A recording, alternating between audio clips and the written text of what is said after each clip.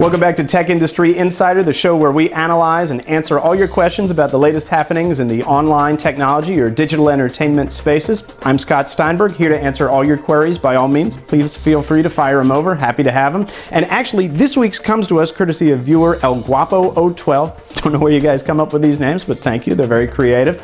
And he asks, Google Plus foray into social games. Is it really going to give Facebook a run for its money? Well, that's a good question. Obviously, Google Plus now getting into the social games field. They've got a games page rolling out over the next few weeks and months. You're going to see 16 different games. So Angry Birds, the pissed off avians, come to yet another platform. They must be really, really angry, although I don't see why, considering the amount of money they're making. Also things like Bejeweled Blitz, Diamond Dash, you got Crime City, Zynga Poker. So not exactly titles that are super innovative or really going to move the dial. You can play a lot of them on other platforms. They're flash games. The nice part is for developers, they're simple to port over. And actually, Google is only taking a 5% cut of developers' pay for transactions that happen on Google+, whereas Facebook is taking 30%. So for developers, it's not really about making a fortune at this point. It's about diversifying their audience and grabbing land, being able to get some territory before a flood of competitors show up.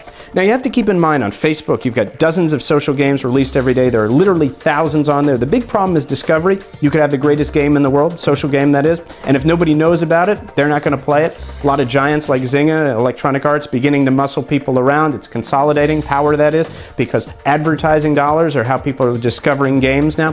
So at the end of the day, the developers that are trying to be on Google Plus are trying to get there before the flood of people do. 25 million users on Google Plus right now versus 750 million on Facebook.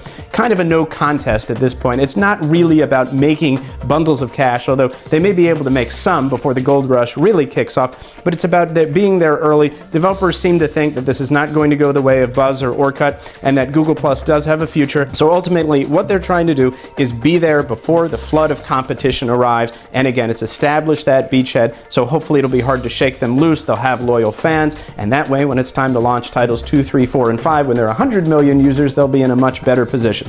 That said, if you have any more questions about the electronics or gaming spaces, by all means, love to have them. Please hit us up online. You can visit our website, www.toptechexpert.com. Hit us on Twitter, Gadget Expert, or Facebook, Video Game Expert. Always here, always happy to answer your questions. We'll talk soon.